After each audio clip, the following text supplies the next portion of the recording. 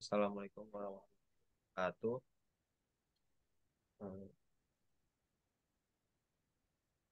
Yang terhormat Ustadz Romdon selaku dosen pengampu mata kuliah ini dan teman-teman yang telah hadir di siang ini. Eh, Hari ini kita Ane bersama kelompok saya hari ini akan presentasikan hasil dari kelompok kami, kelompok 13, yaitu tentang mukjizat Al-Quran. Anggota kelompoknya terdiri dari Recording in 5 orang. progress. Orang itu saya dan Yasmin Nuraini. Pembahasan hari ini yang akan dibahas yaitu ada pengertian mukjizat Al-Quran, lalu ada mukjizat Al-Quran dari aspek kebahasaan atau linguistik, lalu ada mukjizat Al-Quran dari aspek sejarah, terus mukjizat Al-Quran dari aspek ramalan masa depan, dan terakhir mukjizat Al-Quran dari aspek ilmu pengetahuan. Oke, langsung aja akan dibahas oleh Yasmin mulai ini. Oke, baik, terima kasih. Yang pertama itu ada pengertian mukjizat Al-Quran. Mukjizat Al-Quran adalah kelebihan-kelebihan yang ada di dalam Al-Quran itu sendiri sebagai bukti kebenaran kenabian dan kerasulan Nabi Muhammad SAW. Mukjizat Al-Quran menunjukkan bahwa Al-Quran bukanlah hasil ciptaan manusia, melainkan wahyu yang turun dari Allah yang tidak mungkin dapat ditandingi atau diserupai oleh siapapun. Dan mukjizat Al-Quran ini bersifat abadi dan universal, sehingga dapat diterima oleh semua zaman dan tempat. Nah, ada beberapa alasan kenapa mukjizat Al-Quran ini disebut sebagai mukjizat. Yang pertama, keindahan bahasa dan gaya Al-Quran yang tidak dapat ditiru oleh orang-orang Arab yang terkenal dengan kemahiran berbahasa dan berpuisi. Terus yang kedua, kebenaran isi Al-Quran yang sesuai dengan kenyataan sejarah, ilmu pengetahuan, dan akal sehat, serta tidak ada pertentangan atau kesalahan di dalamnya. Kemudian konsistensi dan kesatuan Al-Quran yang diturunkan secara berangsur-angsur selama 23 tahun tanpa ada perubahan atau penambahan. Terus, kedahsyatan dan keajaiban Al-Quran yang mengandung berbagai macam ilmu, hikmah, dan petunjuk bagi manusia, serta terdapat tantangan untuk membuat yang semisalnya. Dan yang terakhir, keberkahan dan pengaruh Al-Quran yang mampu mengubah kehidupan manusia ini menjadi lebih baik, serta memberikan ketenangan dan kebahagiaan bagi para yang membacanya. Next. Kemudian ada mukjizat Al-Quran dari aspek kebahasaan. Mukjizat Al-Quran dari aspek kebahasaan atau linguistik adalah salah satu aspek yang paling banyak dikaji oleh para ulama dan cendekiawan Muslim. Aspek ini berkaitan dengan keindahan, kesempurnaan, dan keunikan bahasa Al-Quran itu sendiri yang tidak dapat ditandingi atau diserupai oleh manusia. Aspek ini juga menunjukkan bahwa Al-Quran merupakan wahyu dari Allah yang sesuai dengan fitrah dan akal manusia. Next. Nah, beberapa hal yang termasuk dalam aspek kebahasaan Al-Quran adalah yang pertama ada fonetik Al-Quran, yaitu ilmu yang mempelajari bunyi-bunyi bahasa Al-Quran, seperti huruf-huruf, harokat, tanda baca, tajwid, dan lain-lain. Nah, fonetik Al-Quran ini menunjukkan bahwa Al-Quran itu memiliki irama, nada, dan intonasi yang sangat indah dan harmonis, yang dapat mempengaruhi jiwa dan perasaan para pendengarnya. Fonetik Al-Quran juga menunjukkan bahwa Al-Quran ini memiliki keseimbangan, keselarasan, dan keserasian antara bunyi-bunyi bahasanya yang mencerminkan kebijaksanaan dan keagungan Allah Subhanahu wa taala. Yang kedua, aspek teks Al-Quran, yaitu ilmu yang mempelajari susunan kata, kalimat, dan ayat-ayat Al-Quran serta hubungan antara satu dengan yang lainnya. Teks Al-Quran ini menunjukkan bahwa Al-Quran memiliki struktur, kaidah, dan logika yang sangat sempurna dan konsisten yang tidak ada pertentangan atau kesalahan di dalamnya. Teks Al-Quran juga menunjukkan bahwa Al-Quran ini memiliki kekhasan dan keistimewaan dalam penggunaan kata, kalimat, dan ayat yang tidak dapat ditemukan dalam karya sastra lainnya. Kemudian yang ketiga ada uslub Al-Quran, yaitu sebuah ilmu yang mempelajari gaya bahasa dan retorika Al-Quran, seperti ada balagoh, majas, kinayah, isti'arah, dan lain-lain. Uslub Al-Quran ini menunjukkan bahwa Al-Quran memiliki keindahan, kekayaan, dan kedalaman makna yang sangat luar biasa, yang dapat menarik perhatian dan menggugah pikiran pembacanya. Uslub Al-Quran juga menunjukkan bahwa Al-Quran memiliki kecanggihan, kecerdasan, dan kekuatan dalam menyampaikan pesan dan tujuannya yang dapat meyakinkan dan menggetarkan hati pendengarnya. Kemudian ada rahasia bahasa Al-Quran, yaitu ilmu yang mempelajari makna-makna tersembunyi dan rahasia-rahasia yang terkandung dalam bahasa Al-Quran, seperti huruf-huruf mufakka'ah, asmaul husna, isimul azam, dan lain-lain. Rahasia bahasa Al-Quran menunjukkan bahwa Al-Quran memiliki hikmah, keajaiban, dan misteri yang sangat tinggi yang mendalam, yang tidak dapat dimengerti oleh manusia biasa. Rahasia bahasa Al-Quran ini juga menunjukkan bahwa Al-Quran memiliki keterkaitan, keterpaduan, dan keseluruhan yang sangat kompleks dan dinamis, yang mencerminkan keesaan, kekuasaan, dan kehendak Allah Subhanahu wa Ta'ala. Dan yang terakhir ada semantik Al-Quran, yaitu sebuah ilmu yang mempelajari makna-makna kata, kalimat, dan ayat-ayat Al-Quran serta hubungan antara makna dengan konteks, situasi, dan tujuan. Semantik Al-Quran ini menunjukkan bahwa Al-Quran memiliki makna yang sangat luas dan mendalam, yang mencakup berbagai bidang ilmu seperti ada tauhid, syariat, akhlak, sejarah, sains, dan lain-lainnya yang dapat memberikan pengetahuan dan kebenaran bagi manusia. Semantik Al-Quran juga menunjukkan bahwa Al-Quran ini memiliki makna yang sangat tinggi dan mulia, yang mengandung berbagai nilai, norma, dan petunjuk yang memberikan hidayah dan rahmat bagi manusia.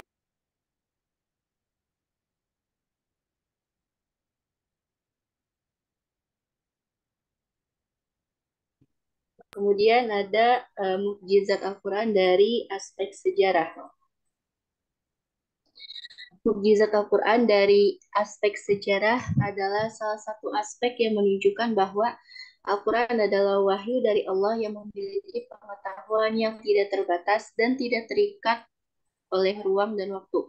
Aspek ini berkaitan dengan berbagai ayat-ayat Al-Quran yang menceritakan tentang peristiwa-peristiwa sejarah yang terjadi di masa lalu, baik yang bersifat umum ataupun khusus, yang sesuai dengan kenyataan yang ditemukan oleh para peneliti dan sejarawan.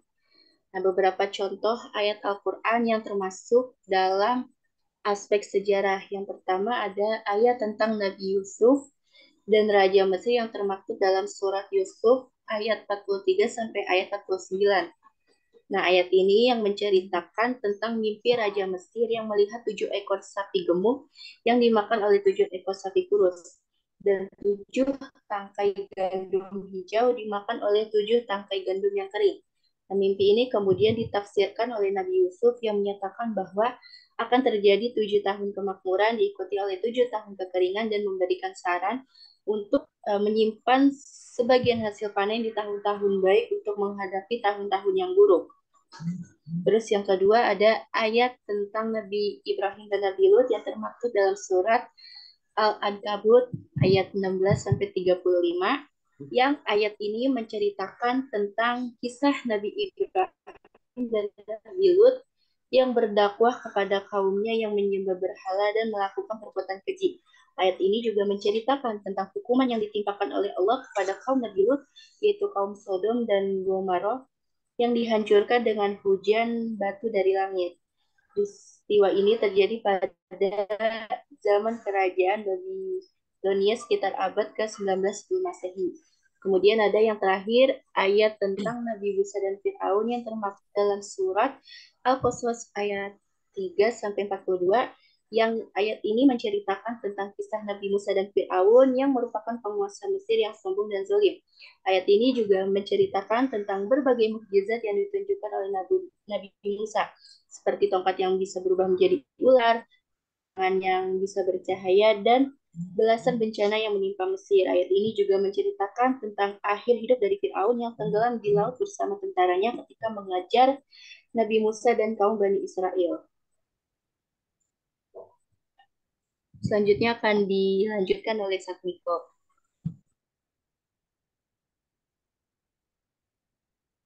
Oke. mukjizat Al-Quran dari aspek ramalan masa depan. Jadi ini tuh salah satu aspek yang menunjukkan bahwa Al-Quran itu wahyu dari Allah Subhanahu Wa Taala yang memiliki pengetahuan yang tidak terbatas dan tidak terikat oleh ruang dan waktu. Aspek ini berkaitan dengan berbagai ayat-ayat Al-Quran yang memberitakan tentang peristiwa-peristiwa yang akan terjadi di masa depan, baik yang bersifat umum maupun khusus yang tidak mungkin dapat diketahui oleh manusia biasa.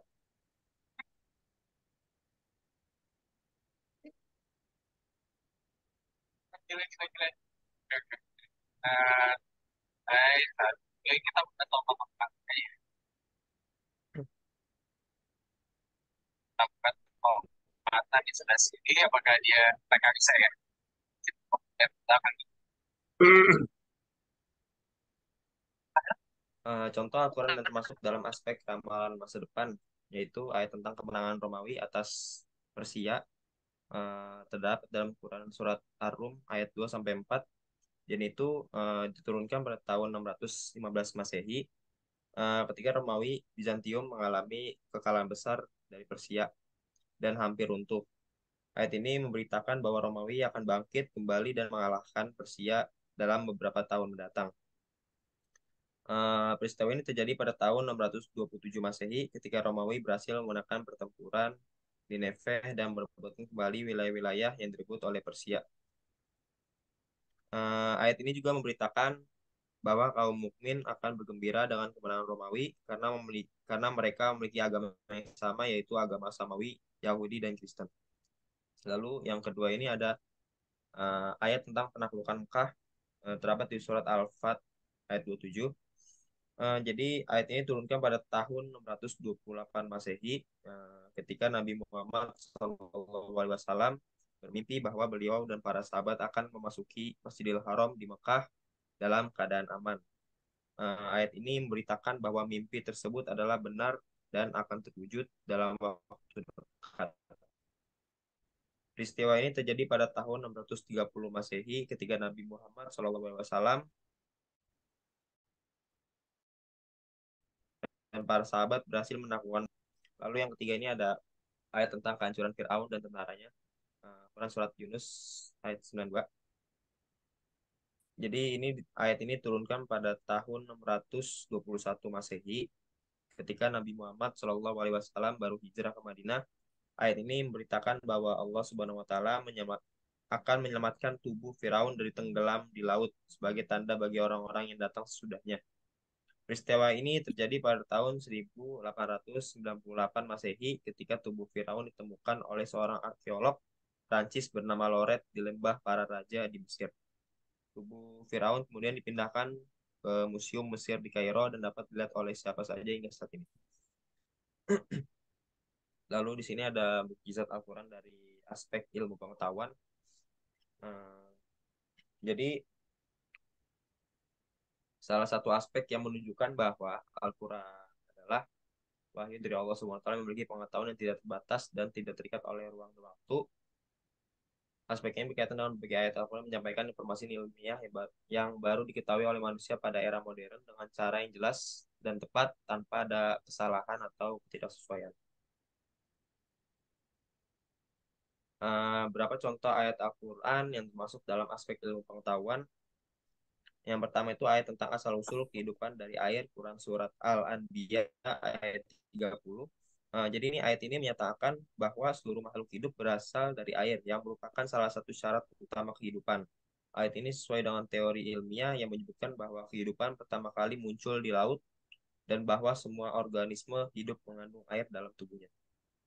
Lalu yang kedua ini ada ayat tentang penciptaan alam semesta dari ledakan, Quran surat Al-Anbiya ayat 30.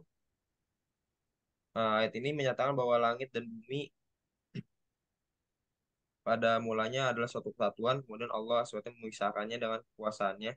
Ayat ini sesuai dengan teori ilmiah menyebutkan bahwa alam semesta berasal dari suatu titik yang sangat padat dan panas yang kemudian meledak dan mengembang menjadi bintang-bintang, galaksi, dan planet-planet.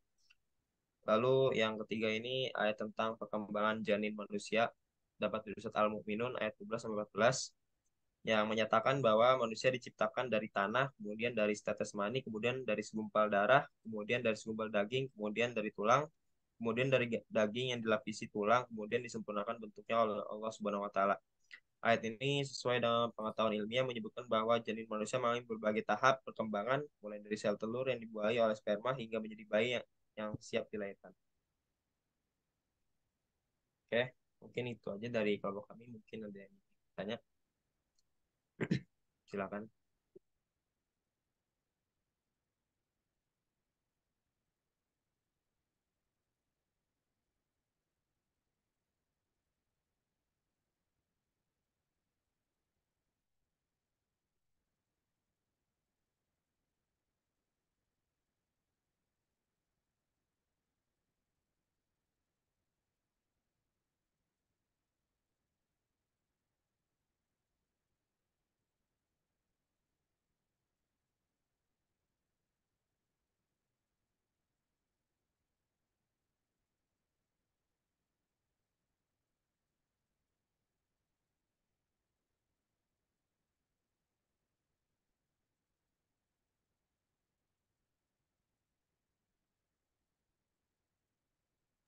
Ustaz, mungkin ini boleh dilanjut ke kelompok selanjutnya aja Ustaz atau gimana? Iya, lanjut, lanjut, lanjut. Lanjut ke kelompok selanjutnya aja. Ya, Kelompok selanjutnya siapa? Si Farhana Mudrika, boleh.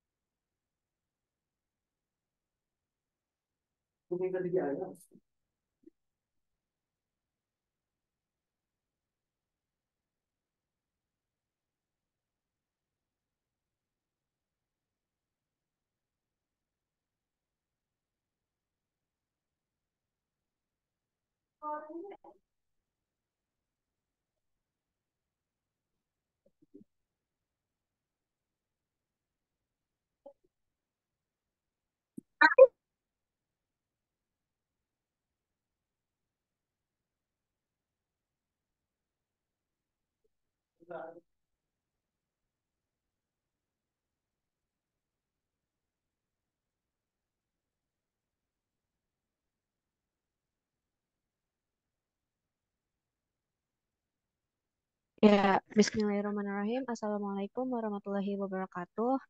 Selamat sore, Ustadz Romdoni selaku dosen pengampu mata kuliah Al-Quran dan teman-teman yang berbahagia.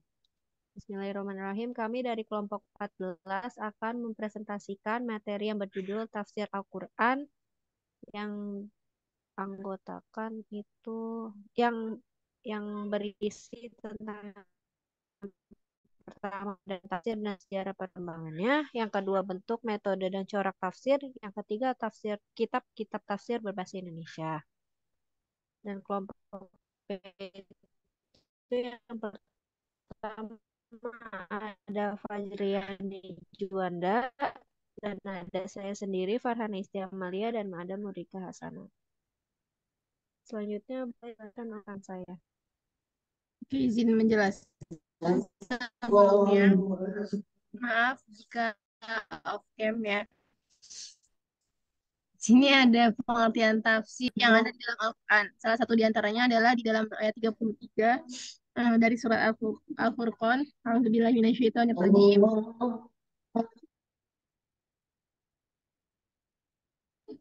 Oke. Wala ya'tu nagabi masalin illa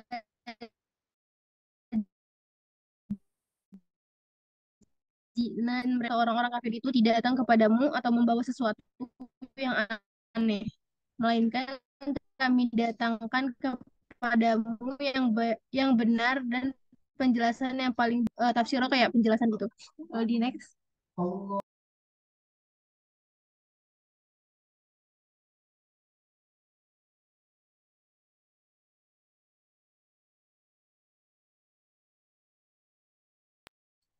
Nah, di sini ada pengertian tafsir. Dari sini dapat disimpulkan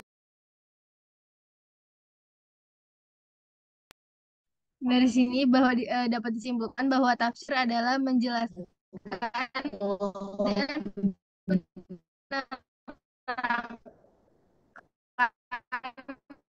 tentang keadaan Al-Quran dari berbagai kandungan yang dimilikinya kepada apa yang dikehendaki oleh Allah sesuai kemampuan penafsir. Nah, di sini ada menurut Ibnu Faris, kata fasaro atau menunjuk tafsir adalah penjelasan terhadap kalamullah atau menjelaskan lafal Al-Quran dan pemahamannya. Nah, di sini ada sejarah perkembangan tafsir. Tafsir pada masa Rasulullah Shallallahu Alaihi Wasallam, kemudian ada pada masa sahabat, dilanjuti oleh masa tabi'in. Saat ini jika ditelusuri perkembangannya tafsir itu sejak dulu sampai sekarang akan ditemukan bahwa dalam garis besarnya penafsiran Al-Quran itu eh, dilakukan,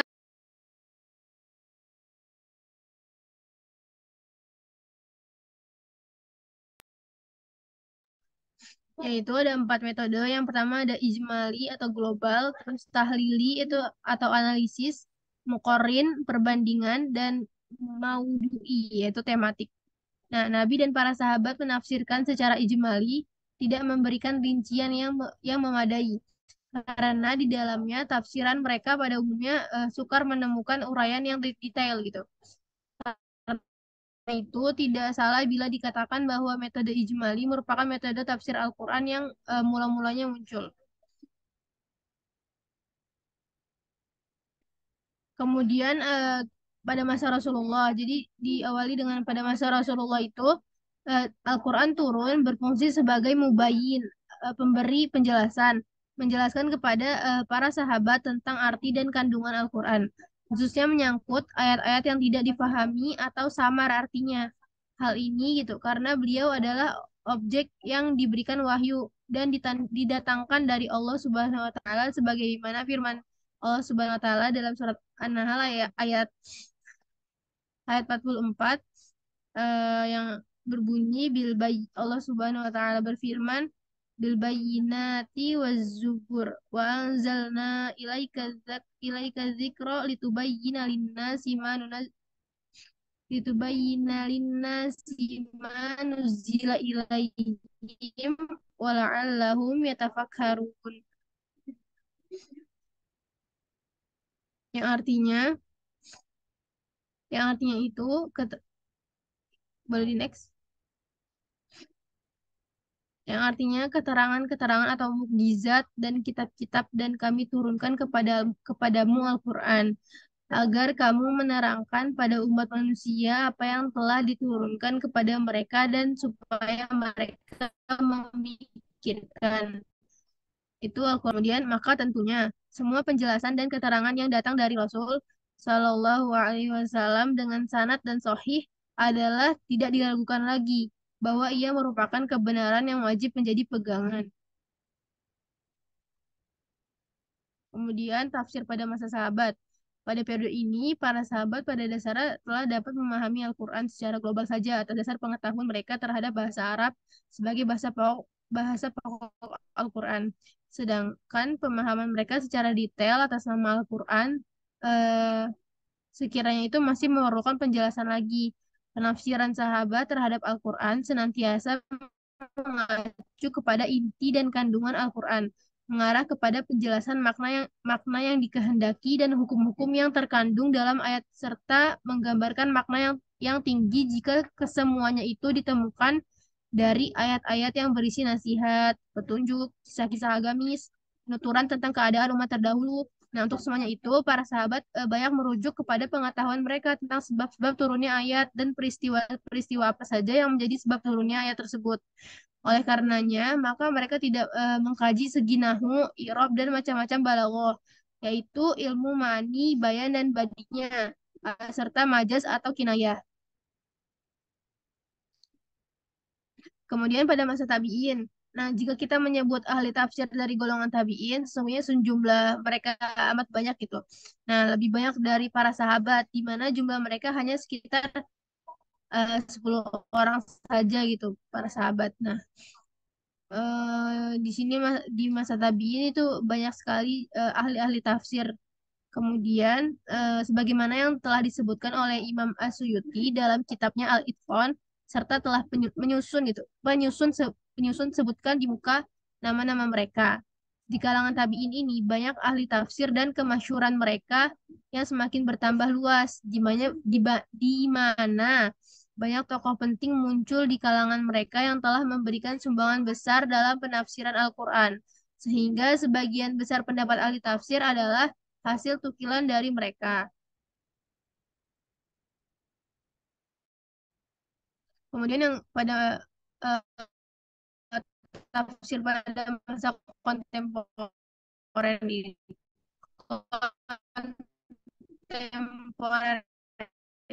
ini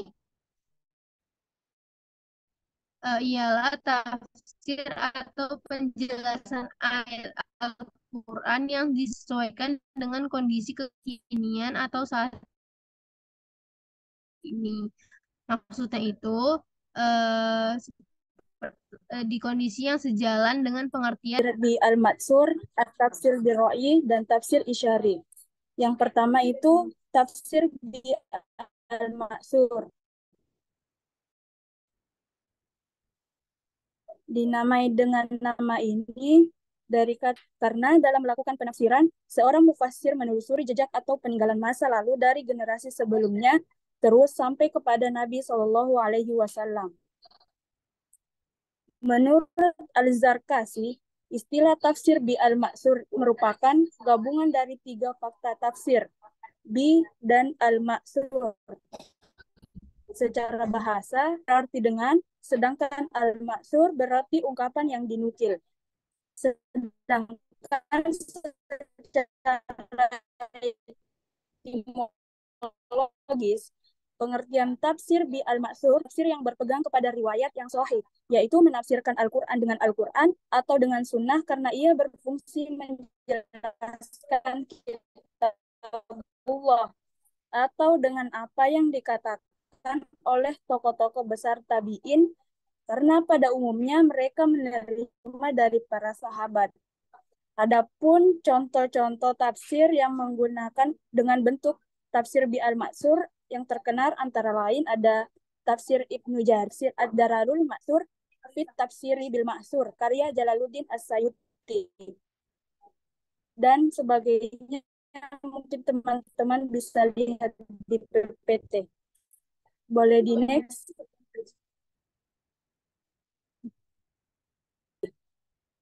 Nah, seiring perkembangan zaman yang menuntut pengembangan metode tafsir karena tumbuhnya ilmu pengetahuan pada masa Daulah Abbasiyah, maka tafsir ini memperbesar peranan ijtihad dibandingkan dengan penggunaan tafsir bi al-Maksur. Dengan bantuan ilmu-ilmu bahasa Arab, ilmu qiraah, ilmu-ilmu Al-Quran, hadis, dan ilmu hadis, fasir akan menggunakan kemampuan ijtihadnya untuk menerangkan maksud ayat yang ada. Tafsir bi ar-Ra'i adalah tafsir yang penjelasannya diambil berdasarkan ijtihad dan pemikiran mufassir setelah mengetahui bahasa Arab dan metodenya, dalil hukum yang ditunjukkan, serta problema penafsiran, seperti asbabun nuzul dan nasikh mansukh. Tafsir bi ar-Ra'i juga disebut dengan istilah tafsir bi al-Ma'qul, tafsir bi al-Ijtihad, atau tafsir bi al-Istinbat, yang secara selintas mengisyaratkan tafsir ini lebih berorientasi kepada penalaran ilmiah yang bersifat akli atau rasional. Dengan itulah sebabnya mengapa para ulama berbeda-beda pendapat dalam menilai tafsir bi ar-Ra'i. Akan halnya ijtihad yang memungkinkan hasilnya benar atau salah, maka tafsir bi ar-Ra'i juga demikian adanya. Ada yang dianggap benar, yang karenanya salah atau menyimpang karena adanya dan karenanya maka harus dijauhi. Nah, beberapa tafsir Birroi yang terkenal antara lain ada tafsir Al-Jalalain, karya Jalaluddin Muhammad Al-Mahalli, dan disempurnakan oleh Jalaluddin Abdurrahman As-Sayuti. Ada tafsir Al-Baydawi, tafsir Al-Fahruk Razi, tafsir Abu Su'ud, tafsir An-Nasafi, tafsir Al-Khatib, dan tafsir Al-Khazin. Boleh di next. Bentuk tafsir yang ketiga ada tafsir bil isyari. Nah, menurut kaum sufi, setiap ayat mempunyai makna yang zahir dan batin.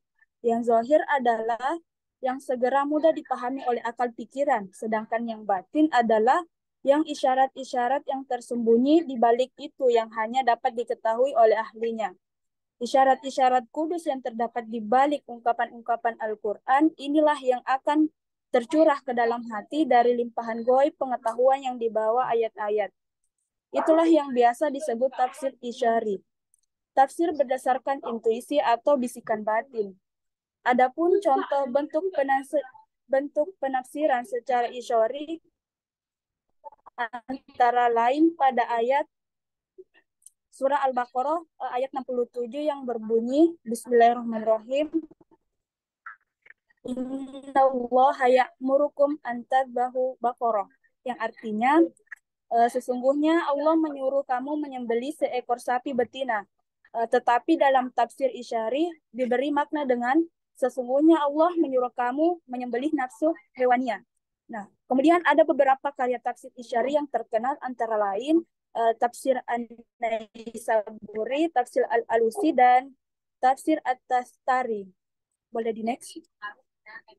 Nah, kemudian ada 4 metode tafsir. Yang pertama itu ada metode tahlili. Boleh di next.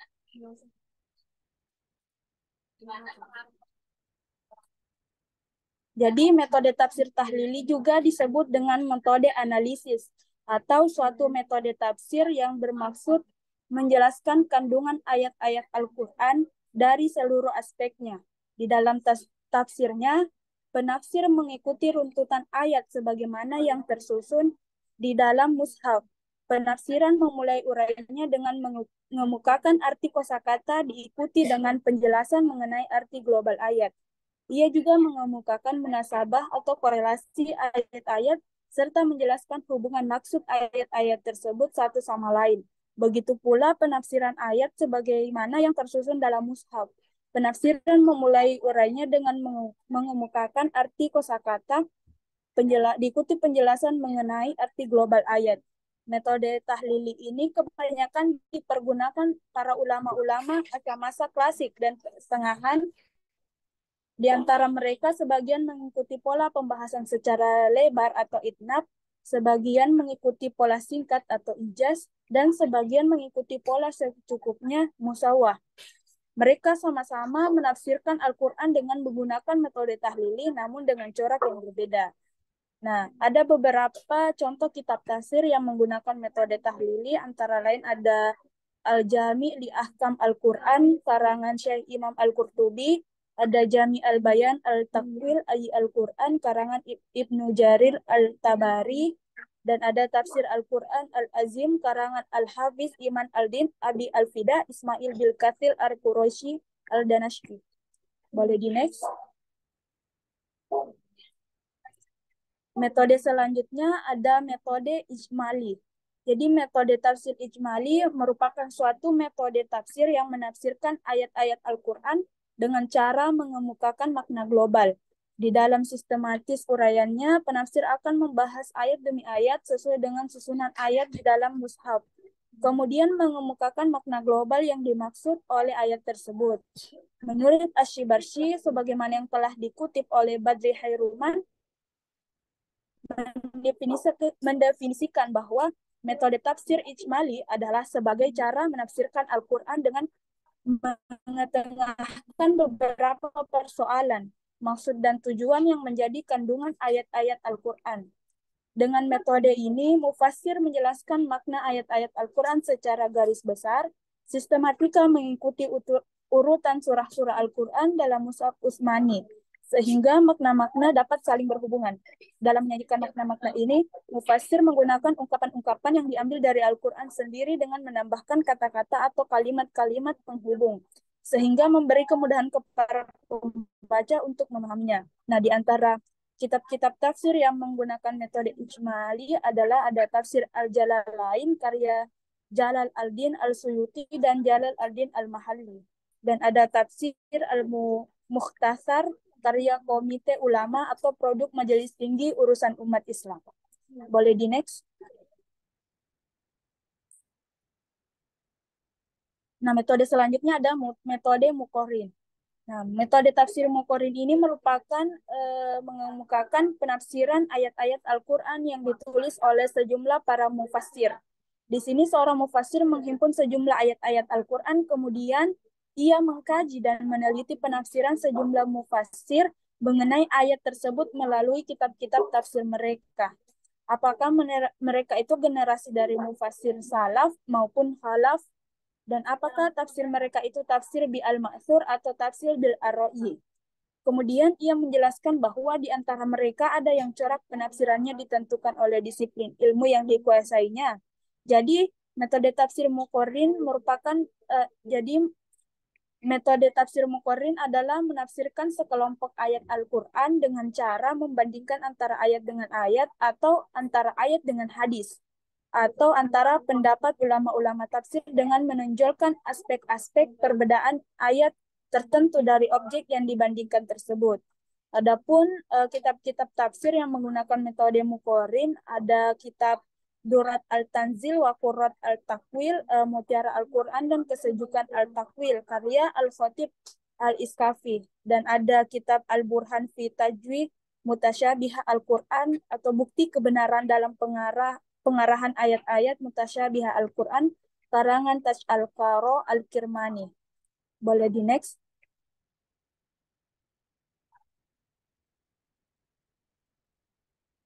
Boleh di next?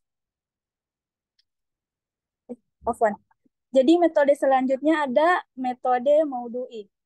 Jadi metode tafsir Maudu'i juga disebut dengan metode tematik, yaitu menghimpun ayat-ayat Al-Quran yang mempunyai maksud yang sama dalam arti sama-sama membicarakan satu topik masalah dan menyusun berdasarkan kronologi sebab turunnya ayat-ayat tersebut.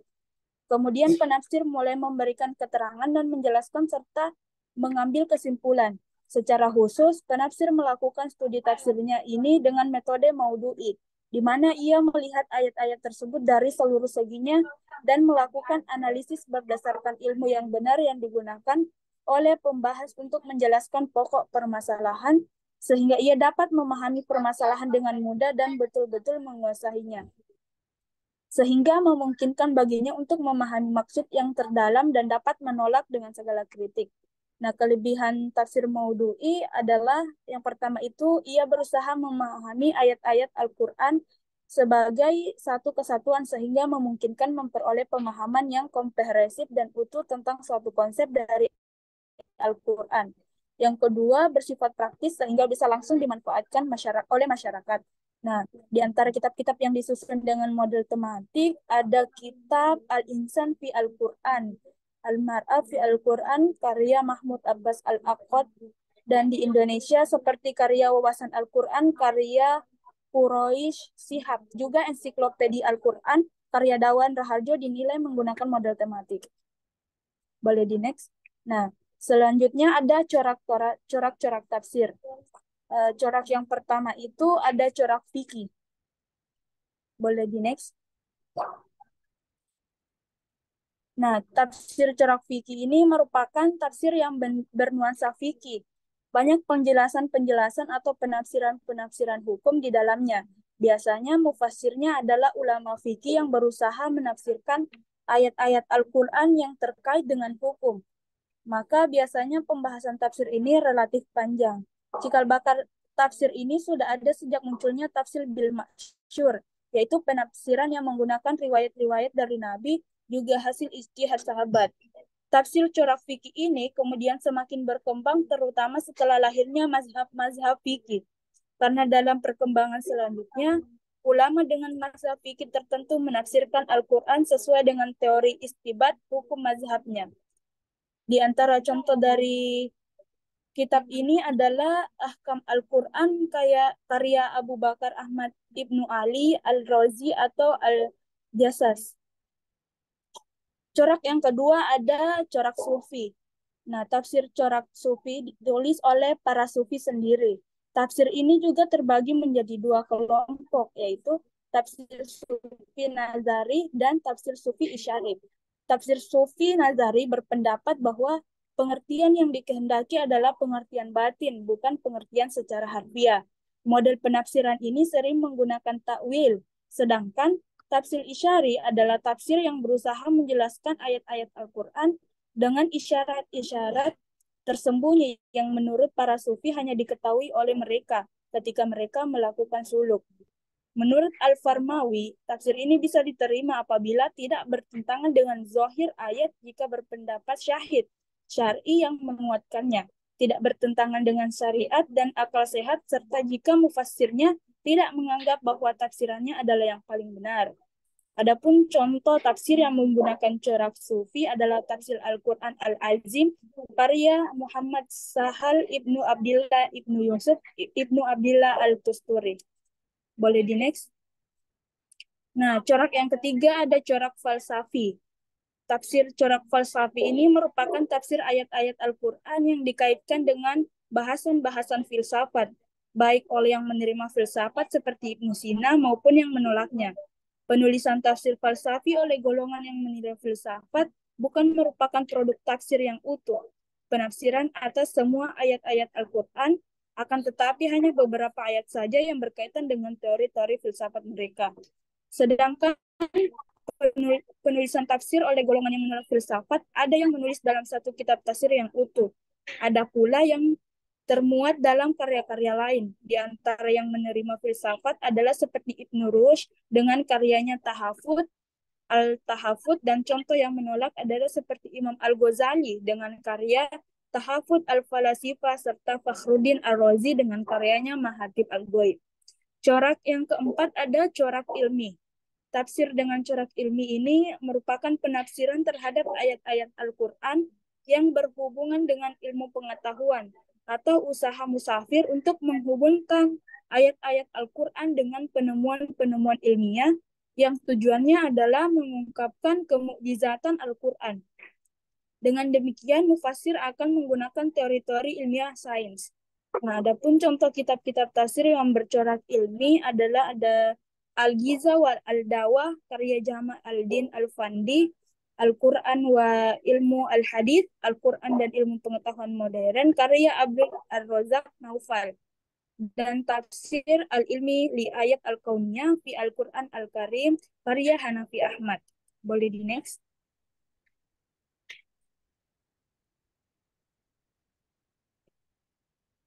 Afwan, boleh di next?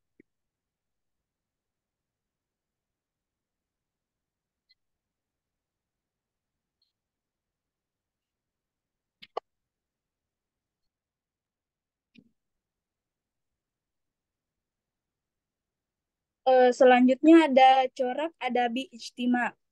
Corak yang terakhir ini, tafsir dengan corak adabi ijtima merupakan tafsir yang menjelaskan ayat-ayat Al-Quran dari ungkapan-ungkapan bahasanya yang teliti, kemudian disampaikan dengan bahasa yang lugas, menekankan pada tujuan diturunkannya Al-Quran dan mengaplikasikannya dalam kehidupan sosial.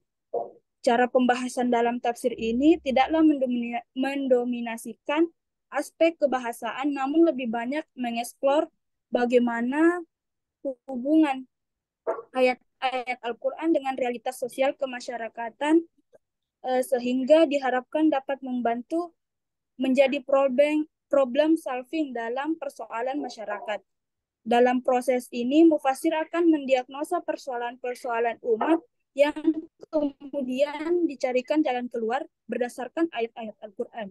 Contoh dari tafsir ini adalah tafsir Al-Manar karya Muhammad Abduh dengan muridnya Rashid Ridho, tafsir Al-Quran Al-Karim karya Mahmud Saltut, dan ada tafsir Al-Wadli karya Muhammad Mahmud Al-Hijazi.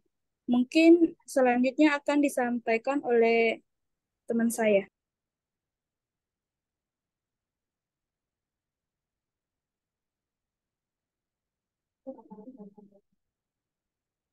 Iya, yang selanjutnya ada kitab-kitab tafsir berbahasa Indonesia. Yang pertama ada tafsir Maroh Labid karya Syekh Nawawi Al-Bantani.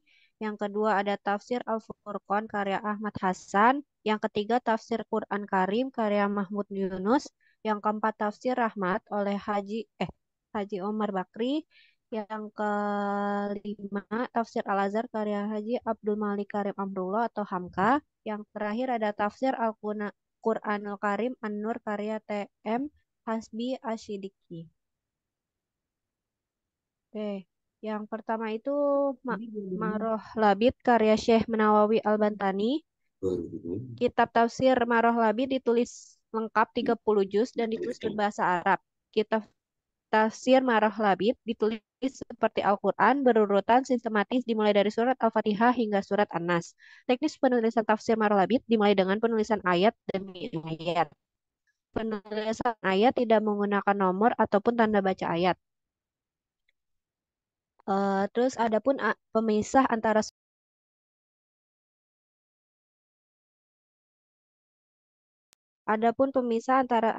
antar surat ditandai dengan penulisan basmalah kecuali antar surat Anfal dan At-Taubah disertai penjelasan tentang nama surat, kelompok makkiyah atau madaniyah, dan jumlah ayat, kalimat, serta huruf.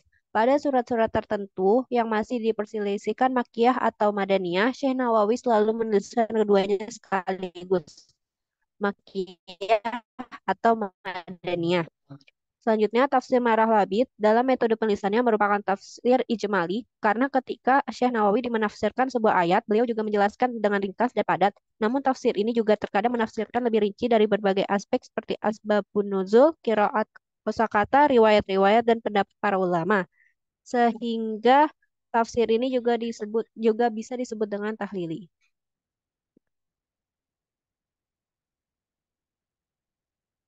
Ini mungkin bisa dilihat ini biografi dari Syekh Nawawi Al-Bantani. Syekh Nawawi Bantani juga memberi judul kitab beliau tersebut dengan menggunakan nama Maroh Labid Likashf makna Quran Al-Majid. Kemudian beliau juga menamai kitab tersebut dengan nama Al-Tafsir Munir li Ma'lim Al-Tanzil. Proses penulisan kitab ini dimulai oleh Syekh Nawawi pada tahun 1860 Masehi dan selesai pada hari Selasa malam Rabu 5 Robiul Awal 1305 Hijriah atau 1884 Masehi. Kitab ini pertama kali dicetak dan diterbitkan oleh penerbit Abd Al-Razak Kairo pada tahun 1305 Hijriah. Selanjutnya ada tafsir Al-Furqan karya Ahmad Hasan. Nama lengkapnya adalah Hasan bin Ahmad yang kemudian lebih dikenal dengan Hasan Bandung. Beliau lahir di Singapura pada tahun 1887. Penulisan tafsir Al-Furqan dimulai pada tahun 1928 atau lebih tepatnya cetakan pertama dicetak pada bulan Muharram 1347 Hijriah pada Juli 1928 dengan menggunakan bahasa Melayu bertuliskan Latin. Kemudian disusul dengan cetakan kedua pada 1347 Hijriah atau 1928 di Bandung, Jawa Barat. Selanjutnya sempat terhenti sementara karena diselingi dengan beberapa kitab yang dianggap perlu oleh anggota Persis. Kemudian pada tahun 1941 baru dapat diteruskan kembali sampai surat Maryam. Al-Furqan Tafsir Quran adalah karya besar dan penting yang dimiliki oleh Ahmad Hasan. Penulisan tafsir ini merupakan langkah pertama dalam sejarah penerjemahan Al-Quran ke dalam bahasa Indonesia dalam kurun waktu 1920 sampai 1950-an. Menurut Howard M. Federspiel, bahwa tafsir Ahmad Hasan ini merupakan karya tafsir yang termasuk dalam periode generasi kedua. Tafsir periode ini sebagai penyempurna atau penafsiran generasi yang pertama. Tafsir ini merupakan salah satu jenis tafsir lengkap 30 juz dalam satu jilid. Dalam menafsirkan Al-Quran, metodologi yang digunakan oleh Ahmad Hasan adalah pemahaman secara literalistik seperti apa yang tertera pada teks atau bisa juga disebut dengan metode terjemah harfiah. Penafsiran ini juga tergolong dalam metode ijmali, yaitu penafsiran ayat-ayat Al-Quran secara umum dan ringkas, sehingga memudahkan dalam membaca dapat dipahami secara mudah. Terus tafsir ini menggunakan tafsir bi al-ra'i dan juga tafsir bi al-riwayat, tapi lebih dominan menggunakan ra'i. Sedangkan untuk corak yang digunakan adalah corak adabi ijtimai atau penafsiran yang berusaha untuk menyelesaikan ditulis. Selanjutnya ada tafsir Quran Karim karya Muhammad Yunus. Muhammad Yunus lahir pada tahun 1899 Masehi, yang itu 30 Ramadan 1316 Hijriah. Menurut keterangan Muhammad Yunus, karya tafsirnya ini merupakan hasil penyelidikan yang dilakukan secara mendalam oleh diri sendiri selama kurang lebih 53 tahun sejak ia usia 20 hingga 73 tahun. Penulisan kitab tafsir ini dimulai pada tahun 1922 Masehi dan berhasil diterbitkan untuk juz pertama, kedua, dan ketiga. Terus tahun 1924 Muhammad Yunus menghentikan penulisan karena ia melanjutkan studi ke Al-Azhar, Kairo, Mesir. Setelah Muhammad Yunus pulang dari Mesir, ia melanjutkan penulisannya pada tahun 1935. Pada saat itu, Muhammad Yunus sendiri berhasil menamai kitab ini dengan nama Tafsir Quran Karim. Selanjutnya penafsiran ini diterbitkan 1 juz tiap 2 bulan. Adapun dalam terjemahannya, juz 7 sampai juz 18 dibantu oleh H.M.K. Bakri. Dan akhirnya pada April 1938, 30 juz Al-Quran pun khatam. Corak tafsir yang digunakan Muhammad Yunus dalam kitab ini adalah tafsir al-adabi al-ijtimai dan corak tafsir ilmi. Dari segi penafsiran surat sesuai urutannya dalam mushaf. Urutan tersebut menyangkut berbagai aspek yang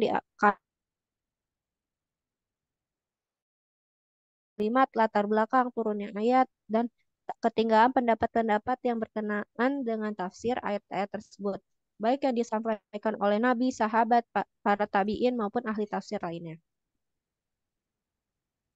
Selanjutnya ada tafsir Rahmat karya H. Omar Bakri yang lahir pada tahun 26 Juni 1916.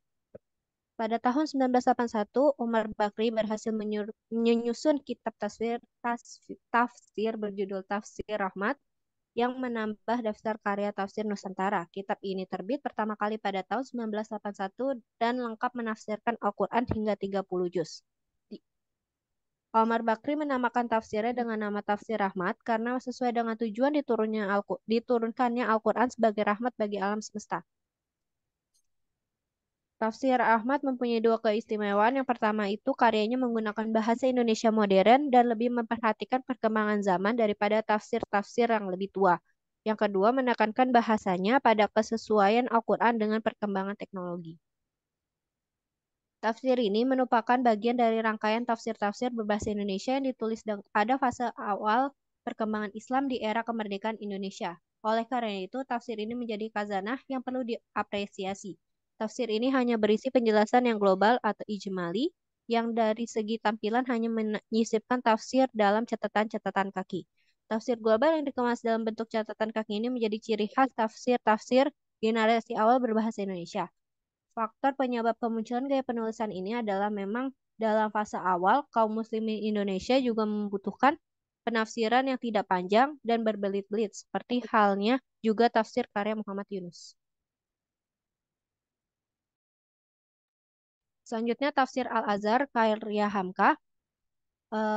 Hamka sendiri lahir di Sumatera Barat pada 1908 yang dikenal sebagai seorang tokoh Muhammadiyah dan tokoh Masyumi juga, dan beliau juga merupakan ulama sastrawan.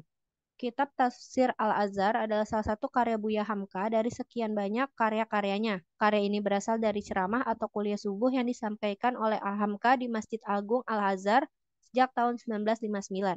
Hamka menulis tafsir ini tiap pagi waktu subuh sejak akhir tahun 1958. Namun, sampai Januari 1964 belum juga tamat, diberi nama Tafsir Al-Azhar sebab tafsir ini adalah kumpulan hasil ceramah yang disampaikan di Masjid Agung Al-Azhar. Nama ini diberikan oleh Rektor Universitas Al-Azhar Mesir, Syekh Mahmud Shaltut.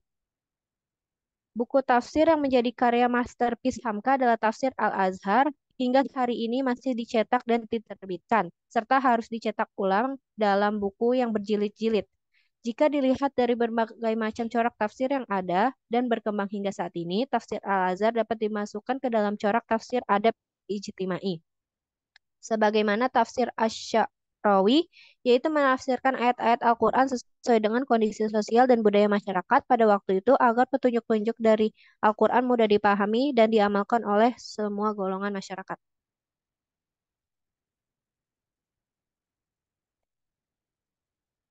Selanjutnya, tafsir Al-Quranul Karim An-Nur karya T.M. Hasbi As-Siddiqi. Tengku Muhammad Hasbi As-Siddiqi dilahirkan pada tahun 1904 di Aceh Utara. Tafsir An-Nur merupakan karya tafsir monumental yang hadir di tengah-tengah masyarakat Indonesia. Tafsir ini ditulis pada tahun 1952 sampai 1961 di sela-sela kesibukannya sebagai tenaga pendidik, pemimpin dan keterlibatannya dalam berbagai aktivitas. Beliau menulis tafsir An-Nur menggunakan beberapa kitab tafsir sebagai rujukan utama dalam menyusun tafsirnya. Dalam sepatah kata penjelasan, Hasbi dengan gamblang mengungkap tentang rujukan utama dalam menyusun tafsir An-Nur. Hal tersebut dilakukan Hasbi karena ada kesan atau informasi bahwa tafsir An-Nur merupakan terjemahan 100% dari sebuah tafsir berbahasa Arab yang ditulis oleh ulama mutaqaddim atau ulama mutaakhirin. Bahkan menurut informasi yang sampai kepada Hasbi bahwa tafsir An-Nur merupakan terjemah dari tafsir Al-Maraghi.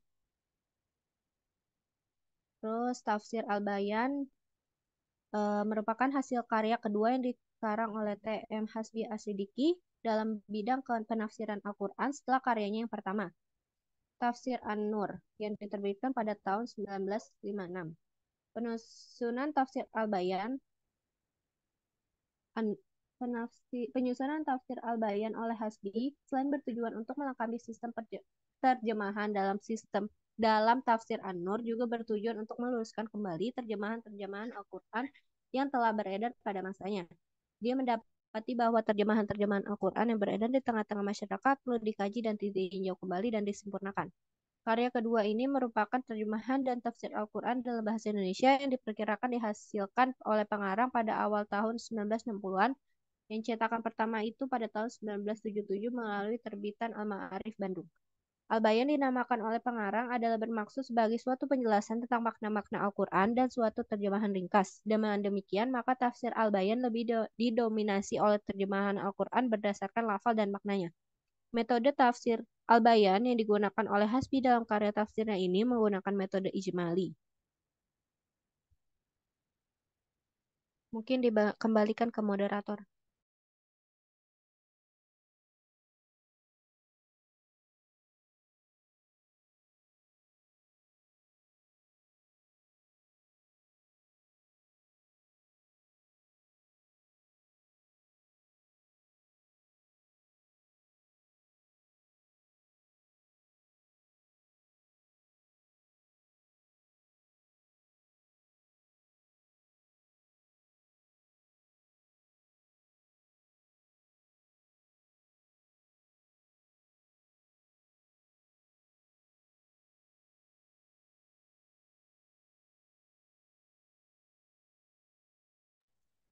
Oke, izin mengambil alih kepada teman-teman jika ada yang ingin bertanya terhadap materi kelompok 14 dipersilakan.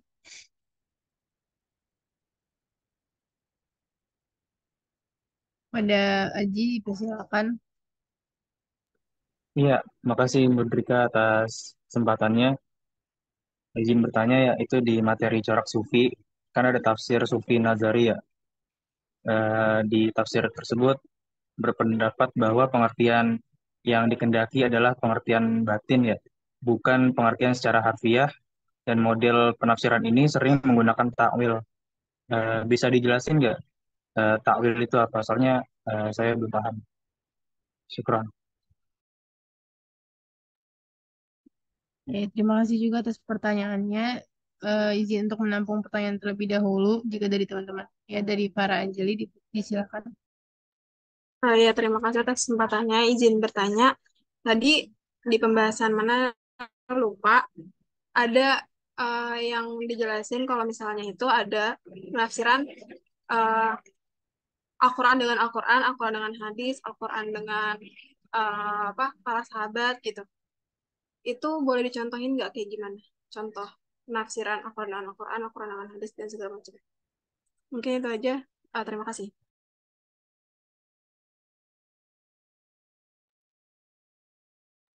Oke, syukuran atas pertanyaannya. Masih ada satu lagi untuk yang bertanya, apakah ada?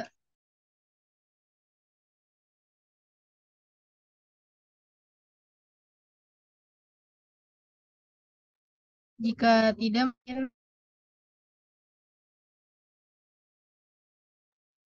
jika tidak, izin untuk berdiskusi terlebih dahulu kepada teman-teman dan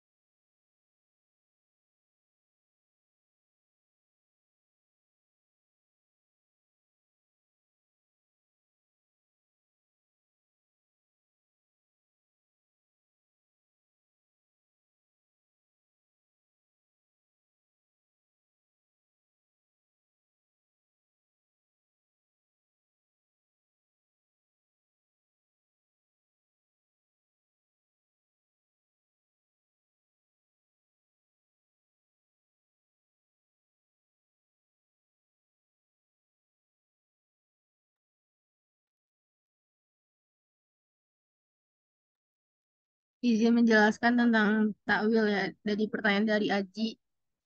Jadi takwil dan tafsir itu dan terjemah itu merupakan, jadi kan ini ada tiga nih, takwil, tafsir, dan terjemah. Ini tuh merupakan disiplin ilmu gitu ya, menjelaskan fokusnya kepada kandungan Al-Quran. Jadi kan ada takwil, tafsir, dan terjemah. Itu tuh semuanya tentang kandungan Al-Quran kan. Nah, tapi kalau misalkan takwil ini itu menitik beratkan gitu atau memfokuskan pada penjelasan kandungan makna Al-Quran. Nah, kalau misalkan si tafsir itu kan memfokuskan pada penjelasan lafalnya ya kan. Nah, kalau misalkan si takwil ini menjelaskan pada kandungan makna. Misalkan seperti em, misalkan seperti ini. Jadi takwil itu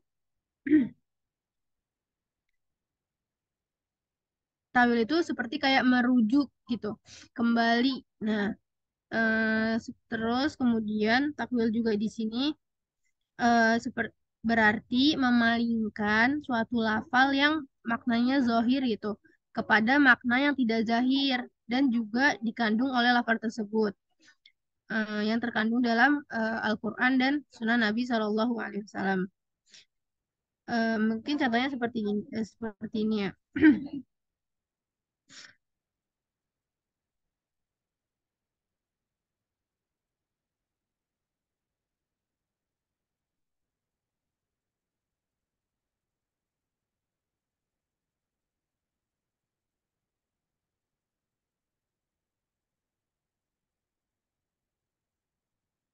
Misalkan seperti ada mengalihkan lafaz yang maknanya itu umum kepada yang khusus. Misalkan jadi takwil itu, misalkan dia mengalihkan lafaz makna yang umum kepada yang khusus. Misalkan dalam bahasa usul disebut takhsis al-umum. Nah, itu seperti firman Allah Subhanahu wa taala dalam surat Al-Baqarah ayat 228 yang menerangkan bahwa wanita itu yang ditalak oleh suaminya harus menjalani masa idah atau masa tunggu selama 3 kali. Masa idah, sorry. Jadi seorang ulang ya. Jadi dalam Al-Baqarah ayat 228 itu kan menerangkan bahwa wanita yang ditalak itu kan oleh suaminya harus menjalani masa iddah atau masa tunggu selama 3 kali. 3 kali masa haid, ya kan, atau masa suci. Nah, ayat ini tuh berlaku umum, baik istri yang sudah digauli maupun belum. Nah, baik istri yang sudah haid ataupun menopause juga, atau serta istri yang telah dalam kondisi hamil.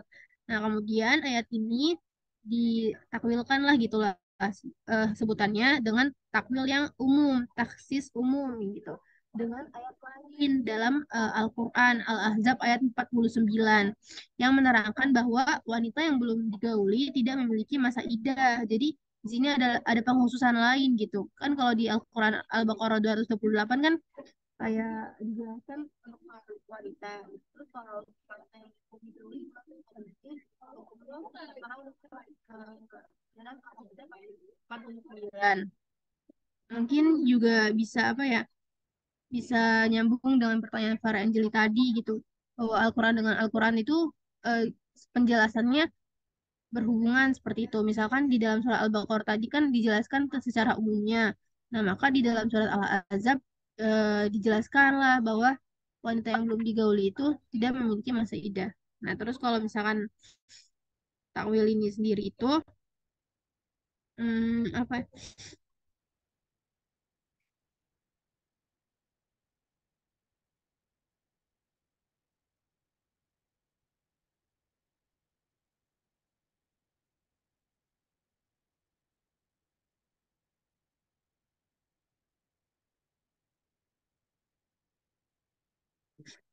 Nah, di sini juga dalam takwilan itu pokoknya ada syaratnya. Jadi, ketika seorang pentakwil itu disebutnya muawil berhadapan dengan ayat yang maknanya memerlukan pemahaman khusus dan lengkap, maka ia boleh tuh menakwilkan ayat itu jika tafsirnya dianggap belum dipakai secara sempurna. Namun, tidak semua ayat dapat ditakwilkan karena dalam takwil harus memerhatikan syarat serta kaidah yang berlaku di dalamnya. Nah, jika memenuhi syarat berlakulah takwil tersebut gitu.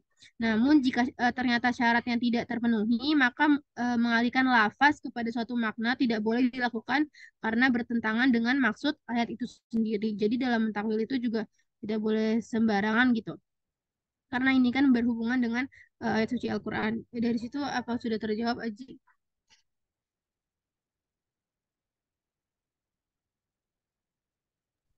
Oke, berarti ini dia secara ilmu kan ya, bukan hanya secara pengetahuan saja. Benar. Oke, makasih. Rika.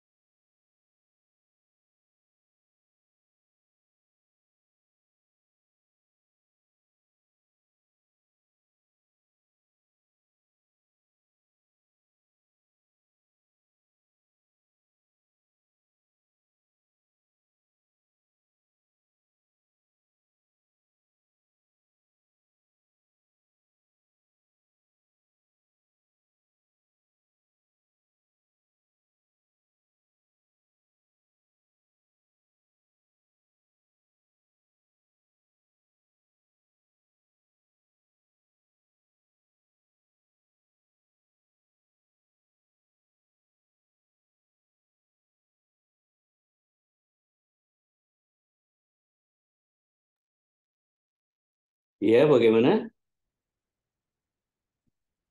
Ya, Ustaz, untuk Farah Anjali tadi apa pertanyaannya boleh diulang?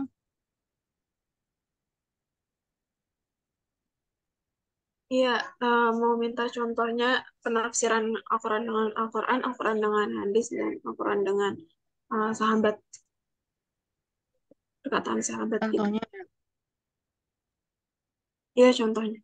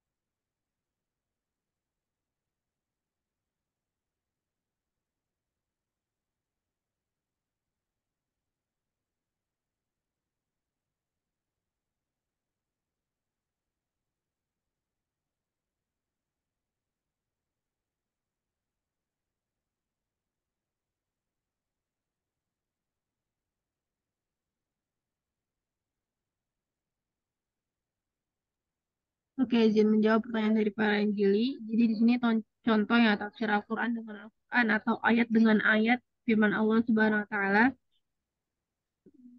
Dalam surah Al-An'am ayat 82 bisa dicek di Al-An'am ayat 82 yang berbunyi alladzina walam yalbisu imanahum bidzulmin ulaika lahumul amnu wa hum muhtadun, yang artinya orang-orang yang beriman dan tidak mencampur adukan iman mereka dengan kezaliman atau syirik, mereka itulah orang yang mendapat keamanan dan mereka itu adalah orang-orang yang mendapat petunjuk. Lalu di sini ditafsirkan oleh surat Al-Luqman ayat 13, ayat Allah Subhanahu wa taala yang berfirman wa idh qala Luqman libnihi wa ya'iduhu ya bunayya la tusyrik billah inna syirka la yang artinya orang-orang yang beriman dan tidak mencampur adukan iman mereka dengan kezaliman. Mereka itulah yang mendapat keamanan.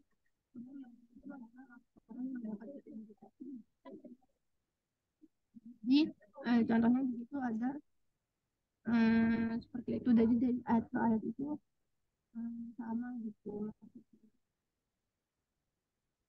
Kemudian ada yang lain juga nanti mungkin misalkan seperti contohnya seperti ini dalam firman Allah Subhanahu Wa Taala dalam surat Al-Dukhan ayat 3 yang artinya padanya kami menyampaikan pada suatu malam yang berkabung dan kamilah yang memberi peringatan. Lalu ditafsirkan dengan firman Allah Subhanahu Wa Taala dalam surah Al-Qadar ayat 1 yang berbunyi sesungguhnya kami telah menurunkan Al-Quran pada malam. Begitu contohnya kalau Al-Quran dengan Al-Quran.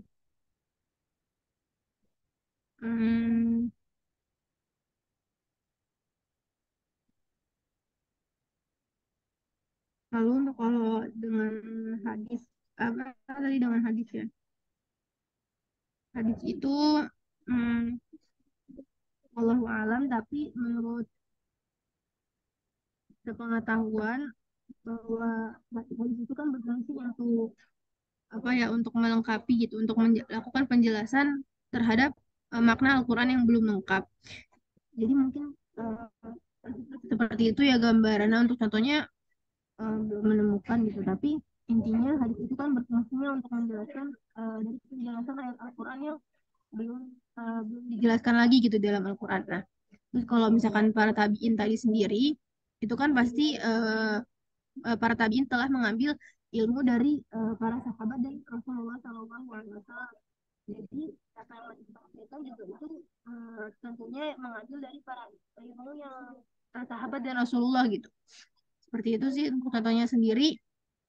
Itu pasti contohnya ada gitu. Mungkin para tabiin sendiri kan, karena kan di zaman para tabiin itu kan bermunculan para ahli tafsir. Maka mereka pasti mengeluarkan pendapat mereka nih tentang penjelasan ayat-ayat Al-Quran yang mungkin memang belum dijelaskan gitu dalam penjelasan Al-Quran dan dalam penjelasan Sunnah Nabi Shallallahu Alaihi Wasallam atau penjelasan para tafsir para sahabat. Jadi makanya penjelasan para tabiin itu diperlukan pendapat mereka untuk memperkuat dan dalilnya dibutuhkan. Mungkin seperti itu ya Pak Angeli dari kelompok kami. Apakah sudah terjawab? Ya, Budi, dapat dipahami. Terima kasih. Oke, terima kasih atas pertanyaannya kepada semuanya. Dari kelompok 14 mungkin bisa dicukupkan karena sudah tadi ada yang bertanya. Mungkin mohon izin jika ada tambahan dari Ustadz Romdon, kepada beliau disilakan. Ya, terima kasih. Aduh, saya dengerinnya sampai merinding saya ini di materi kali ini luar biasa. Ya, materi mukjizat dan materi tafsir. Ya, memang Al-Quran adalah kalamullah, jadi penuh dengan mukjizat. Mukjizat itu artinya luar biasa dan mematahkan gitu ya, memojokkan lawannya. Sebagai bukti untuk memojokkan lawan sehingga tidak berkutik. Itu namanya mukjizat. Kalau kalian nah Allah berfirman, kalau kalian tidak percaya dengan Al-Quran, maka datangkanlah Al-Quran yang serupa. Ajak para tokoh-tokoh kalian, ya, kalau kamu benar. Gitu. Contohnya ketika Allah memfirmankan surat Al-Fil, ya, surat Al-Fil kan luar biasa sekali isinya. Alam tara kaifa fa'ala rabbuka bi ashabil fil alam yaj'al kaidahum fi tadlil. Lalu mereka, orang-orang yang tidak percaya, mencoba untuk menandinginya dengan membuat surat Al-Fil juga. Tapi isinya lucu sekali. Al-Fil, Mal-Fil, wa ma adraka mal-Fil. Gajah, apakah gajah itu? Tahukah kamu gajah itu? Anfuhu tawil, hidungnya panjang. Wa udhunuhu kabir, telinganya besar. Wa badanuhu kabir, badannya besar. Ya itu mah bukan ayat mulia kalau begitu. Ya, jadi ingin menandingi Al-Quran tapi jadinya begitu. Tapi kalau Al-Quran luar biasa. Ya, dari sisi manapun kita dapatkan sisi i'jaznya, sisi mu'jizatnya. Luar biasa sekali. Dan setiap kita merenungi itu, maka kita akan berdecak kagum karena kehebatan Al-Quran. Dari sisi apa saja? Dari sisi iramanya, dari sisi substansinya, dari sisi kesesuaiannya, dari sisi maksudnya, wah luar biasa banyak sekali. Mukjizat. Jadi untuk mematahkan, ya, luar biasa, dan mematahkan, memojokkan, sehingga tidak bisa lagi berkutik. Itu namanya mukjizat. Kemudian berkaitan dengan tadi pertanyaan siapa Aji, ya, tafsir, ya, takwil. Jadi ada sedikit perbedaan. Kalau tafsir itu hampir semua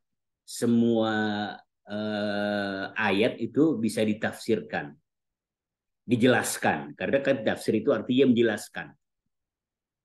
Tapi kalau takwil itu mengalihkan. Jadi mencari makna lain dari kalimat yang masih agak-agak samar. Lalu disosiasikan, ya, dipalingkan gitu, sehingga mempunyai makna yang mendekati pemahaman. Contohnya begini. Kamu hafal surat ayat kursi, hafal nggak? Hafal ayat kursi? Di ayat terakhir Allah di lafaz terakhir Allah berfirman begini. Wasi'a kursiyyuhus samawati wal ard. Gitu ya. Wasi'a kursiyyuhu. Kursi apa kursi? Bangku kan? Iya, Ustaz. Wasi'a kursiyyuhu. Luas bangku Allah. Meliputi langit dan bumi. Nah, ini tepat nggak bangku Allah? Emang Allah duduk? Emang Allah punya bangku?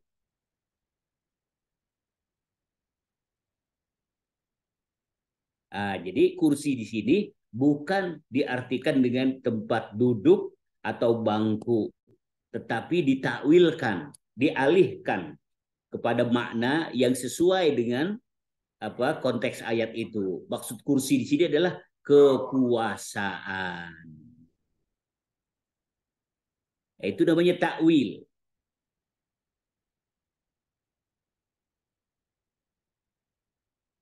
Allah mempunyai tangan. Yadullahi fauqa aidihim. Tangan Allah di atas tangan mereka.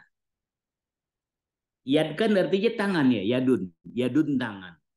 Emang Allah punya tangan? Enggak. Nah, nanti ditakwil namanya, dialihkan ke makna lain. Maksud yadullah fauqa aydihim adalah kekuasaan Allah. Wajah, wajah. Wajah artinya apa wajah? Muke, ya muka. Wa yabqa wajhu rabbika. Ada tuh di surat Ar-Rahman ya. Kullu man 'alaiha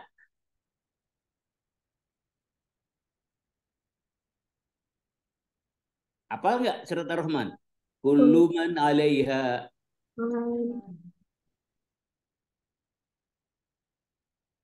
Ayo. Kullu man 'alaiha Fan. fan wa yabqa. Wajah huruf. Wajah rabbika dzul jalali wal ikram. Di situ wajhu. Kullu man 'alaiha fan. Setiap ada orang, setiap makhluk yang ada di bumi ini akan hancur. Binasa. Yang kekal hanyalah wajah Allah. Emang Allah punya wajah? Nah, ini namanya ditakwil. Ya, dialihkan ke makna yang sesuai. Ar-Rahmanu 'alal 'arsy istawa. Allah yang Maha Rahman bersemayam di atas arasy. Lalu berarti Allah duduk dong bersemayam kayak raja gitu. Istawa. Akhirnya ditakwilkan. Takwilkan. Berkuasa, maksudnya berkuasa. Itu namanya takwil. Takwil, mengalihkan makna ya kepada kalimat atau makna yang lebih sesuai. Kalau yang sifatnya falsafah tadi kan ditanya oleh Aji itu, yang sifatnya falsafah, takwil sifatnya falsafah begini contohnya. Kamu tahu kisah Nabi Musa di dalam surat Toha enggak? Surat Toha atau surat apa? Allah berkata kepada Nabi Musa, "Ikhla' na'laik." Wahai Musa, copotlah sendal kamu. Na'lun sendal kan artinya ya, sendal ya. Na'al. Ikhla' na'laika. Innaka bil wadil muqaddasi tuwa. Wahai Musa, copotlah sendalmu. Kamu ada di bukit yang disucikan, yaitu Tursina. Masa sih Allah nyuruh Musa nyopot sendal gitu? Masa sendal masuk ke Quran? Pantas enggak? Nah, maksud sendal di sini kan sendal itu kan pakai ya, dipakai. Sendal itu dipakai. Ada di melekat dalam diri manusia. Oh, maksudnya ini ditakwilkan secara sufi, maksud dua sendal ini yaitu yang dipakai oleh kita ini ada di dalam diri kita, ada nafsu. Ada dua, yaitu nafsu ghadab, ada nafsu syahwat. Ada nafsu ghadab, marah, egoisme gitu ya. Kita semua punya ego. Egoisme, merasa paling ganteng, ngerasa paling cakep, ngerasa paling pinter, ngerasa paling kaya, ngerasa paling bener. Itu namanya nafsu ghadab, keakuan, nafsu keakuan. Dan nafsu syahwat. Syahwat. Pengen makan, pengen minum, berhubungan ya dengan lawan jenis. Itu namanya syahwat. Jadi maksud lepaslah sendalmu, ya, lepaslah dua sendalmu. Maksudnya adalah yaitu nafsu ghadab, marah, ego, aku, dan nafsu syahwat. Jadi ditakwilkan itu namanya, ditakwilkan. Jadi tidak semua ayat-ayat Al-Quran bisa ditakwilkan. Kalau ditafsirkan iya. Tapi kalau ditakwilkan itu hanya ayat-ayat yang samar-samar. Yang kemarin disebut dengan ayat-ayat mutasyabihat. Ayat-ayat yang mutasyabih. Samar-samar. masih mempunyai kemungkinan makna macam-macam. Itu akhirnya ditakwil namanya. Ditakwil. Gitu. Nah, kalau yang ditanya oleh si Anjeli tadi, tafsir ayat dengan ayat, tafsir surat dengan tafsir ayat dengan hadis, tafsir ayat dengan riwayat Prof tabiin. Contohnya begini, tafsir ayat dengan ayat. Kamu setiap hari baca Fatihah kan? Di ayat ke-6-nya kamu baca gimana? Ayat ke-6. Dari bismillah. Bismillah 1, alhamdulillah 2, ar-Rahman. Apa ayat 6-nya? Ihdinas siratal mustaqim. Ihdinas siratal mustaqim. Ya Allah, tunjukilah aku jalan yang lurus. Apa nih jalan yang lurus? Jalan lurus, jalan yang tidak berbelok-belok. Jalan lurus, jalan bebas hambatan. Karena itu ditafsirkan jalan yang lurus, maksudnya adalah, yaitu ayat selanjutnya. Apa ayat selanjutnya? Siratal ladzina an'amta 'alaihim ghairil maghdubi 'alaihim waladdallin. Nah, itu ayat ke-7 itu menafsirkan ayat sebelumnya. Menafsirkan siratal mustaqim. Yang dimaksud jalan lurus adalah yaitu jalan orang-orang yang telah engkau beri nikmat. Bukan jalan orang-orang yang engkau murkai dan bukan orang-orang yang sesat.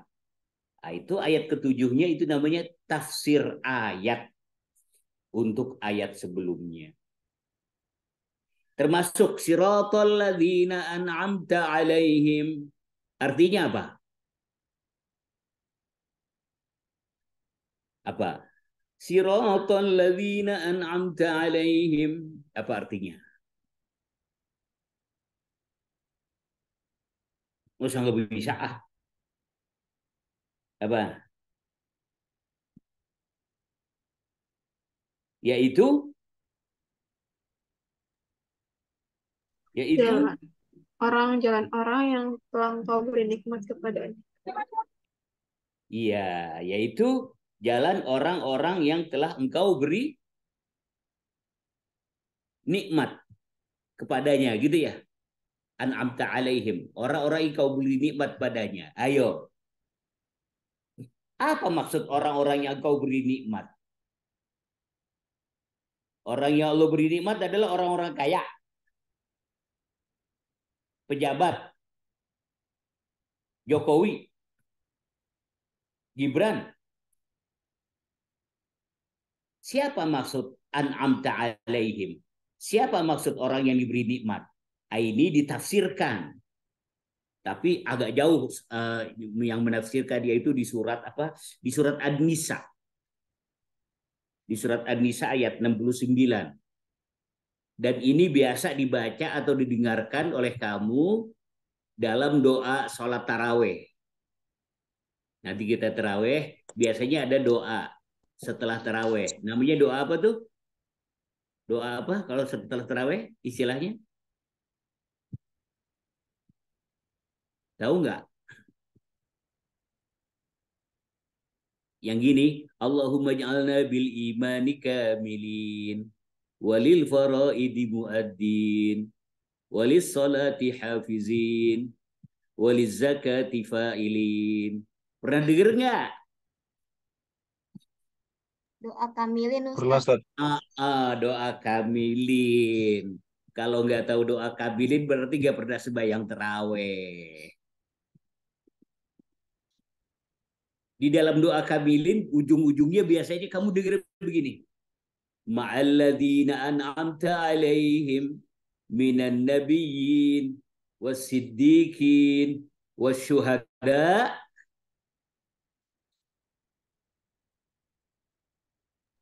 wasyuhada Wassolihin. wassalihin wa hasuna ulaika rafiqa gitu ya.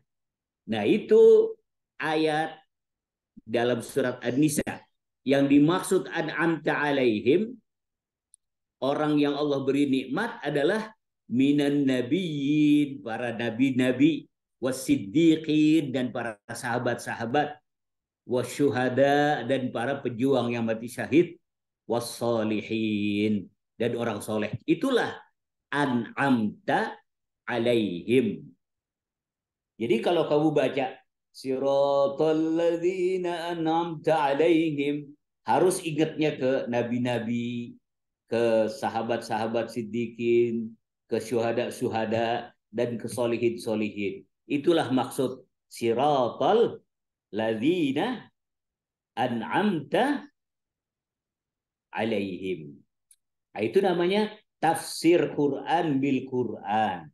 Tafsir ayah bil ayah. Menafsirkan ayat dengan ayat. Surat pertama di Al-Quran setelah Alif Lam Mim apa? Surat kedua bukan surat setelah Al-Fatihah. Setelah Al-Fatihah apa surat kedua? Al-Baqarah. Al-Baqarah. Al-Baqarah bacanya gimana pertama? Alif Lam Mim. Dzalikal kitabu la raiba fi Hudalil muttaqin. hudallil muttaqin. Muttaqin artinya orang-orang yang bertakwa. Siapa itu orang-orang yang bertakwa? Dijelaskan dalam ayat selanjutnya. Orang yang bertakwa adalah alladzina yu'minuna bil ghaibi wa yuqimuna shalah wa mimma razaqnahum walladzina yu'minuna bima, dan seterusnya sampai ulaika ala hudam mir rabbihim. Itu namanya al-muttaqin ditafsirkan dengan ayat sesudahnya. Itu namanya tafsir ayat dengan ayat. Tafsir ayat dengan ayat. Tafsir Quran dengan Quran. Gitu ya. Itu bro. Nah, kalau tafsir Quran dengan hadis, yaitu tafsir ayat-ayat Al-Quran yang dijelaskan dengan hadis ya. Dijelaskan dengan hadis itu kalau di kitabnya namanya tafsir bil ma'thur. Tafsir bil ma'thur ya. Tadi kamu bacanya banyak yang salah. Bacanya tafsir bi al-ma'thur. Harusnya disambung. Tafsir bil ma'thur. Tadi kamu bilangnya tafsir bi al-ra'yi. Harusnya langsung tafsir bir ra'yi. Kan alif lamnya alif lam syamsiyah kan ya. Alif lamnya nggak bunyi. Bi bir ra'yi. Bil ma'thur. Bi gitu langsung. Nah, itulah yang disebut dengan tafsir Quran dengan Quran, tafsir Quran dengan hadis, ada tafsir Quran dengan tabi'in. Jadi biasanya kalau setelah ada ayat, lalu ada nama tabi'in disebut. Misalkan, qala Mujahid. Ya. Imam Mujahid berkata, Imam Mujahid itu adalah salah seorang tabi'in.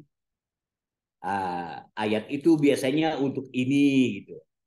Seperti contohnya, yang Allah berfirman di dalam Al-Quran surat Hud, Allah berfirman begini, man kana yuridul hayatad dunya wa zinataha nuwaffi ilaihim a'malahum fahum la yubkhasun. Siapa yang menghendaki kehidupan dunia dan kenikmatannya, niscaya kami berikan itu semua. Di dunia mereka tidak diragukan. Dirugikan, tidak dirugikan. Tidak dirugikan di dunia. Kalau mengharapkan dunia, ya dapat dunia. Tapi di dalam ayat selanjutnya Allah berkata, ulaika alladzina laysa lahum fil akhirati illan nar. Tapi mereka di akhirat tidak mendapatkan apa-apa kecuali neraka. Gitu. Ya. Allah menyatakan mereka tidak mendapatkan apa-apa kecuali neraka. Yaitu orang-orang yang mengharapkan dunia saja. Tapi di dalam tafsirnya itu ditulis qala Mujahid. Imam Mujahid berkata, Hum ahlur riya. Maksud ayat di atas itu adalah orang-orang yang ria gitu. Orang-orang yang hanya mengharapkan kehidupan dunia dan harta dunia, dia dapat dunianya, tapi akhiratnya dia tidak dapat. Nah, lalu menurut Imam Mujahid, seorang tabi'in, itu adalah orang-orang ria. Nah ini kata-kata ria ini adalah penafsiran dari Imam Mujahid. Itu di antara contoh-contohnya dan banyak sekali. Baik teman-teman sekalian, ini udah habis ya kelompoknya ya. Ya Ustaz. Jadi nanti minggu depan ujian mulai kapan sih ujian?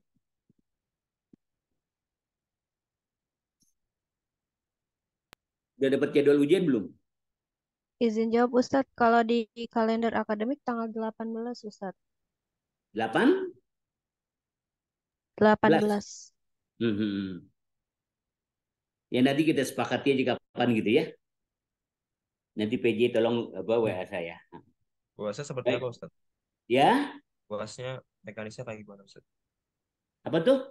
Puasnya soalnya ngerjain soal atau gimana Ustaz? Enaknya gimana? Menurut kamu enaknya gimana yo? Kalau kemarin UTS kamu sih kasih tugas kan? Iya, ngerangkum Ustaz. Ngerangkum, iya.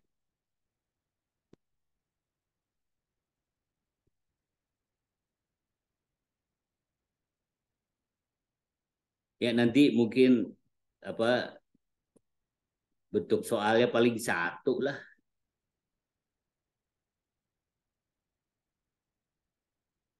Nggak banyak-banyak, 1-5, paling 1-5 gitu. Gampang lah. Oke Ustaz. Syukuran. Pokoknya kalau open camp, on camp, masuk, ikut, ya udah insya Allah lulus lah. Kalau yang nggak on camp, yang jarang masuk itu di bahan di pertimbangan ntar. Oke ya, gitu aja ya. Subhanakallahumma Bihamdika asyhadu an astaghfiruka wa atubu ilaik. Assalamualaikum warahmatullahi wabarakatuh. Waalaikumsalam warahmatullahi wabarakatuh. Syukran Ustaz. Ustaz, mau foto bareng dulu nggak Ustaz? Oh iya Aji dong. minta Ustaz. Iya. Cuman teman-teman kamu pada pelit. Iya, yang bisa on cam Nyalain. yuk. Bentar, nyalain sih, mau nyalain lampu dulu. Biar saya kelihatan ganteng. Siap, Ustaz. Nah, gini. Aji mau dokumentasi dengan Ustaz. Ya. Ji, ayo Ji.